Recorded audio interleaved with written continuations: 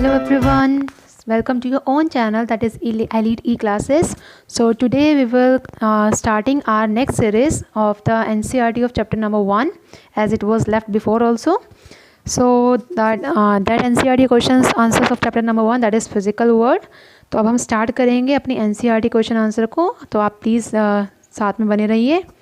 हमारा जो next question है, फर्स्ट क्वेश्चन आता है आपका, Albert Einstein propose some of the most important statement. Albert Einstein ने क्या करा था, बहुत इंपॉर्टेंट स्टेटमेंट के बारे में बताया था और उन्होंने ट्राई किया था कि the most incomprehensible thing about the world is that it is comprehensible.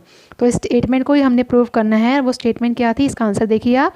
इसका आंसर है कि लॉज ऑफ नेचर बहुत ज़्यादा कॉम्प्लेक्स होते हैं, हमें पता है, और जो हमारा एंटायर वर्ल्ड है वो कैसा है, वो क्या है, that is a comprehensible one.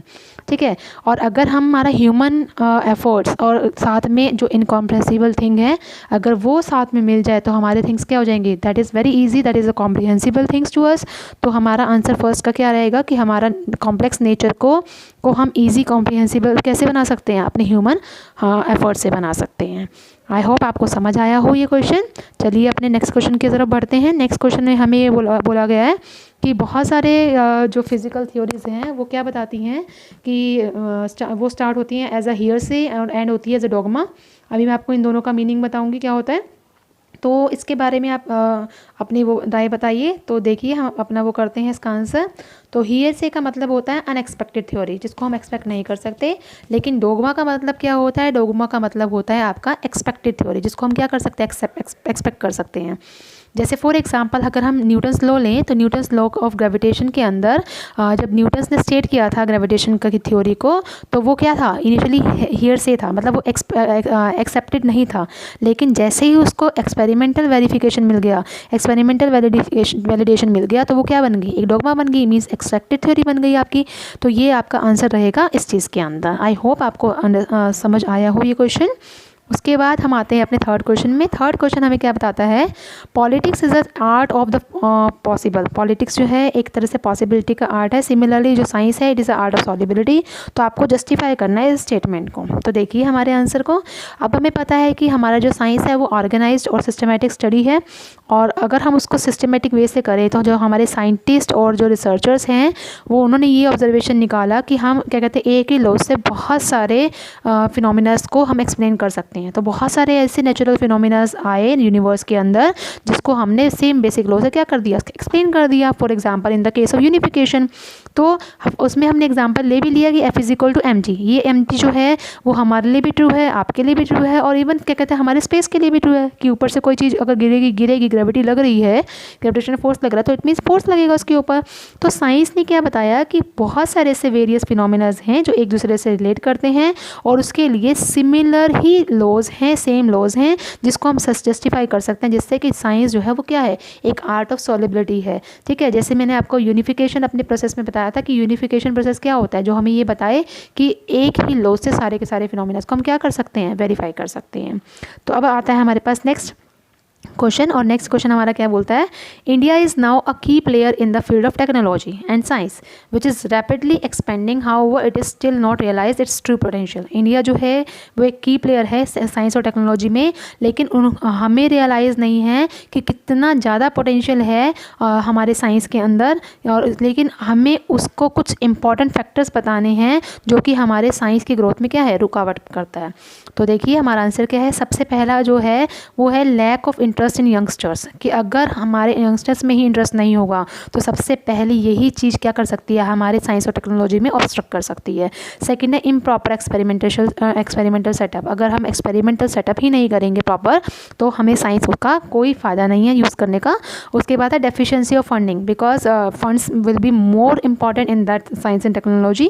और फोर्थ पॉइंट है कि जो रूरल बेस्ड हैं, जो कि गाँव में रहते हैं, जो विलेजेस में रहते हैं, उनको प्रॉपर एग्जिस्टेंस नहीं मिल पाती स्टडी की, साइंस की, टेक्नोलॉजी, और बहुत सारे जो ऐसे पॉपुलेशन हैं जो कि इन बेनिफिट से क्या हैं, वंचित हैं, डिप्राइव हैं, ठीक है, साइंस और टेक्नोलॉजी के एडवांसमेंट्स के लिए।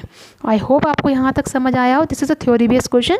ओके, नेक्स्ट क्वेश्चन आपका बताता है कि इलेक्ट्रॉन को कभी हमने देखा नहीं किसी फिजिक्स के थ्रू, तो फिजिक्स बिलीव करते थे कि इलेक्ट्रॉन एग्जिस्ट करता है, लेकिन अनदर मैन ने ये बोला कि एक एनालॉजी है स्प्लिट्स का कि हाँ क्या कहते हैं कि वो एग्जिस्ट करते हैं भी हैं या नहीं करते। तो आपको इस आर्ग्यूमेंट को क्या करना है, डिसअप्रूव करना है, डिसप्रूव कर दिखाना है।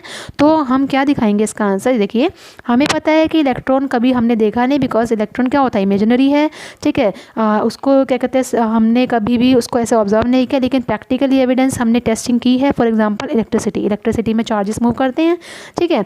लेकिन अगर हम बात करें मान लो सपोज करो घोस्ट की, ठीक है, घोस्ट के केस में हमने कभी भी ऐसे साइटनिंग या फिर ऐसे कभी भी साइंटिफिक स्टडी रीडिंग नहीं करी है या ऑब्जर्व नहीं करी है कि घोस्ट रियली एग्जिस्ट करते हैं।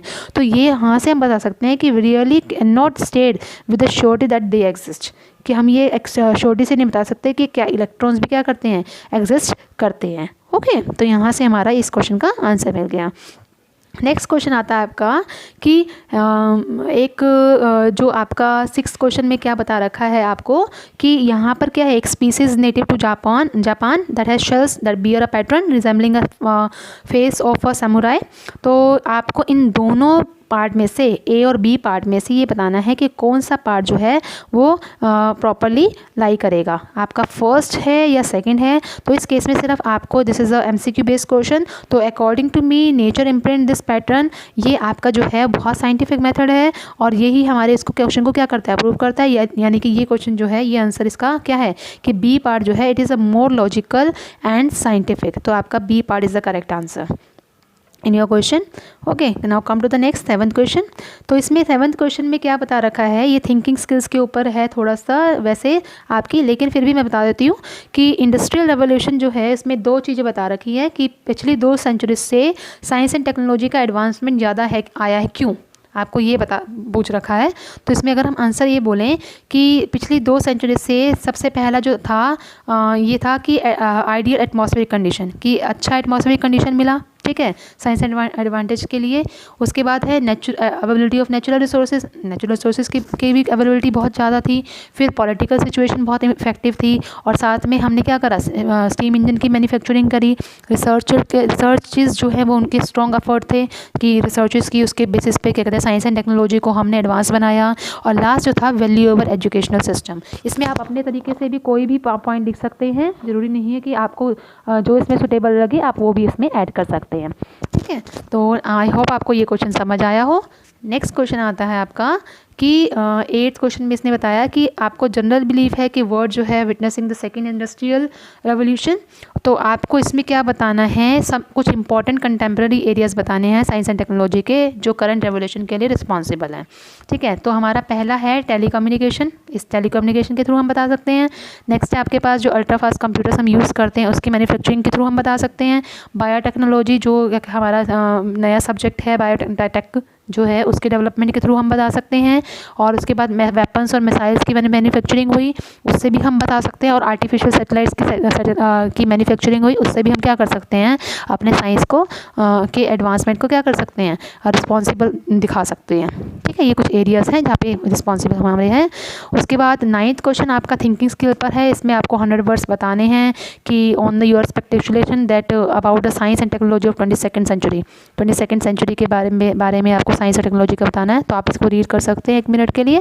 तो इसमें ये बोल रखा है कि 22nd सेंचुरी के अंदर ह्यूमन जो है वो worm holes allowing people to travel to distant places, अलग अलग प्लेसेस तक जाने में वो कर रहा है, मजबूर कर रहा है, क्रिएट कर रहा है एक वर्म होल्स, ठीक है। तो हम क्या होंगे, कांटेक्ट में होंगे एलियंस के साथ में 22nd सेंचुरी में, और इस्टेब्लिश कर सकते हैं ह्यूमन सैटेलाइट्स को आउटसाइड द अर्थ ऑल्सो। और क्वांटम फिजिक्स के अकॉर्डिंग हम बहुत ज़्यादा अवेयर हैं और अंडरस्टैंड कर रहे हैं अपनी ट्रू नेचर को यूनिवर्स में।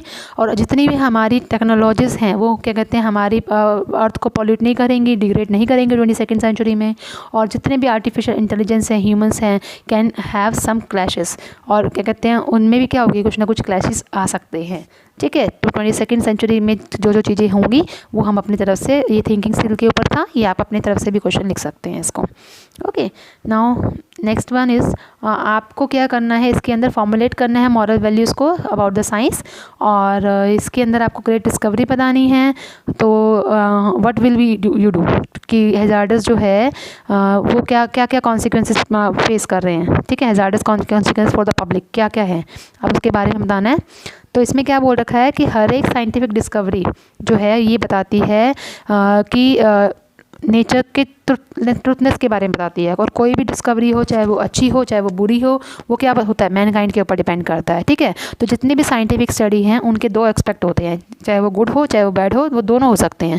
तो अगर हम स्ट्रॉन्ग सिक्योरिटी का यूज़ करते हैं तो हम उस साइंस और टेक्नोलॉजी को उससे क्या कर सकते हैं, उससे हम उसको बचा सकते हैं। तो ये आपका इसके अंदर ये पूरा का आंसर है, आप इसको पढ़ सकते हैं, चेक कर लीजिए। Then I will move further. Okay, now come back to the next question. Science like any other discipline, ठीक है। इसमें आपको ये बताना है कि किसका गुड इफेक्ट है, किसका बैड इफेक्ट है। नेक्स्ट देखिए, पहला है आपके पास prenatal sex determination. Prenatal sex determination का क्या होगा, it is a good effect, ठीक है। Next is known as the television to eradicate illiteracy, ये कैसा इफेक्ट है, this is also a good effect. Next, development of new and powerful techniques of chemical and biological warfare, this is a bad effect. Next is computers to increase the efficiency of work, this is also good. Cloning के लिए this is also good. Next, nuclear weapons, अगर देखें nuclear weapons are bad effect, producing bad effect. Next is mass vaccination also produces the bad effect. Next one is the water is purified for drinking, good effect.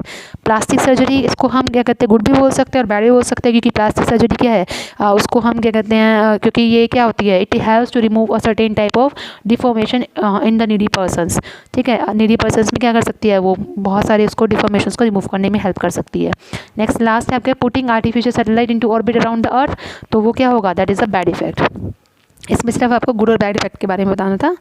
आपका next question आता है कि India has a ancient and broken history of great scholars in ethics, linguistics, astronomy, logic and mathematics, कि India में आज के लोग ऐसे अंधविश्वास में बिलीव करते हैं, तो आप उसको कैसे रोक सकते हैं। इसमें ये चीज़ आपका क्वेश्चन पूछ रखा है। तो आप इसको कैसे कर सकते हैं कि अगर हम उनके एजुकेशनल लेवल को एनहांस कर दें, पहली बात, ठीक है, या फिर क्या कहते हैं, कोई कैंपेन के through the TV, radio, newspapers के थ्रू हम क्या कर सकते हैं, उनको अवेयर कर सकते हैं, जिससे हम उनके अंधविश्वास को, सुपरस्टिशियस थिंग को क्या कर सकते हैं, रोक सकते हैं। Okay, now come to the next question. Next question is, even though the law provides equal status to women, कह रहा है कि आज भी लोग वुमेन को मेन से कम समझते हैं, तो लोगों के इस व्यू के खिलाफ कुछ साइंटिफिक आर्ग्यूमेंट्स और ग्रेट वुमेन का एग्जांपल दीजिए, ठीक है।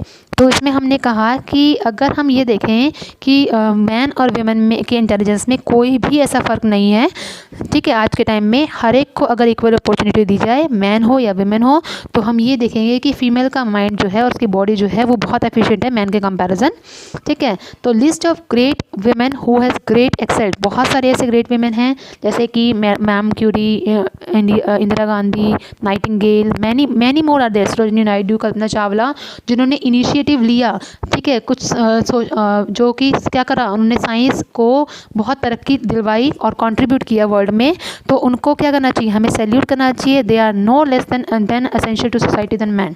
ये क्या है, बहुत ज़्यादा साइंस और टेक्नोलॉजी में हेल्पफुल किया इन्होंने, और इनको हमें सैल्यूट करना चाहिए, जिन्होंने क्या कहते हैं, मैन से ऊपर जाकर क्या किया, इन सभी इतिहास को में एक ग्रेट वर्क किया। ओके, नेक्स्ट आता है आपके पास 14th क्वेश्चन में क्या बोला है कि कुछ इक्वेशन है जो एक्सपेरिमेंट से नहीं होती, तो उसका जो रियली में प्रूफ हो, तो आपको उसके बारे में बताना है कि डिरैक ने क्या स्टेट किया था, ठीक है। तो आप देखिए, आपको अपनी जजमेंट देनी है इसके अंदर। तो डिरैक का बिलीफ बिल्कुल ही ट्रू था, क्योंकि इक्वेशंस जो हैं वो किस पे होती हैं, कॉन्सेप्ट पे होती हैं और एक्सपेरिमेंटल रिजल्ट्स पे सेटअप होती हैं, ठीक है। वो इक्वेशंस को हम क्या बनाते हैं, ऑटोमेटिकली सिंपल बनाते हैं, स्मॉल और सिमेट्रिकल, ताकि वो क्या लग सकें, बहुत अच्छी लग सके, सिंपल लग सकें। तो उसमें कुछ इक्वेशन हमारे पास E = mc² थी, ये किसकी इक्वेशन थी, ये आइंस्टाइन की इक्वेशन थी। एनर्जी मास रिलेशनशिप बोल सकते हैं इसको। E = h न्यू था हमारे पास, फ्रीक्वेंसी से रिलेटेड था, EF is equal to mg, potential energy is equal to mgh। तो ये कुछ इक्वेशंस थी जो डिराक ने बिलीव किया कि ये बहुत ज़्यादा ट्रू हैं, जो सिंपल इक्वेशंस होती हैं। Come to the next question of 15th। तो इसने कहा कि 15th क्वेश्चन में कि कुछ ऐसे साइंटिस्ट हैं जैसे बोहर आइंस्टाइन के बुक को पढ़कर क्या वो इस बात से एग्री करते थे कि प्रूफ इक्वेशन से ज़्यादा ब्यूटीफुल लगते हैं, एक्सपेरिमेंटल वेरिफिकेशन इक्वेशन से ज़्यादा ब्यूटीफुल लगते हैं।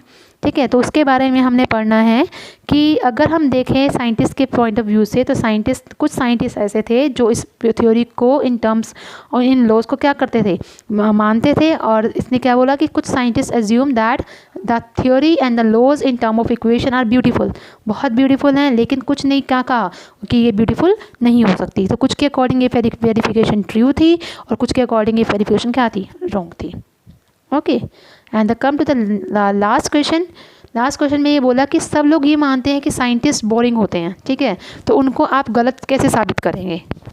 ओके, तो इसमें हमने ये बोला कि साइंटिस्ट जो होते हैं वो बहुत शार्प माइंडेड होते हैं, तभी तो उनको साइंटिस्ट बोला गया है। ठीक है, तो माइंडेड होते हैं, बहुत हार्ड वर्किंग होते हैं, वो अपने एंजॉय मतलब लाइफ को क्या करते हैं, एंजॉय करते हैं इन देयर फ्री टाइम, अपने फ्री टाइम में अपनी लाइफ को क्या करते हैं, एंजॉय करते हैं जैसे अदर ह्यूमंस करते हैं। तो that's why it is wrong to say, लेकिन हम क्या बोल सकते हैं, इसी वजह से ही क्या है, ये कहना गलत है कि साइंटिस्ट जो है बोरिंग होते हैं। तो इसके सपोर्ट में उन्होंने जैसे कुछ साइंटिस्ट ने कुछ बुक्स भी लिखी, जैसे मिस्टर फेमन बाय फेमन। ठीक है, या फिर एक साइंटिस्ट ने बुक लिखी a scientist can be a good lover, हो सकता है ये इनका जो बुक लिखने वाले साइंटिस्ट थे उनका नाम था यूलर।